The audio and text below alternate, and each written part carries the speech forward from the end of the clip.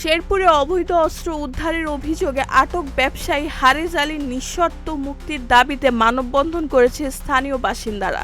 মানববন্ধনে অংশ নেওয়া এলাকাবাসী অভিযোগ করেন, হারেজ আলীকে পরিকল্পিতভাবে ফাঁসিয়ে একটি সাজানো অস্ত্রের নাটক তৈরি করা হয়েছে।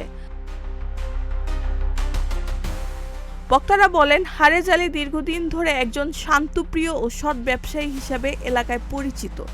তার বিরুদ্ধে আগে কোনো অপরাধমূলক রেকর্ড নেই, অথচ হঠাৎ করে বিপুল সংখ্যক আইনশৃঙ্খলা বাহিনীর সদস্য নিয়ে অভিযান চালিয়ে তাকে আটক করা হয়, যা স্থানীয়দের মধ্যে তীব্র ক্ষোভ সৃষ্টি করেছে।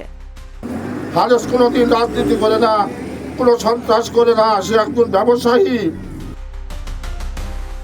মানববন্ধনে অংশগ্রহণকারীরা দাবি করেন, অভিযানের সময় স্থানীয়দের জিম্মির মতন অবস্থায় রাখা হয়। পরে তাদের পুরনো বাড়ির জঙ্গলে থাকা একটি পরিত্যক্ত পানির ট্যাঙ্ক থেকে অস্ত্র উদ্ধার দেখানো হয়।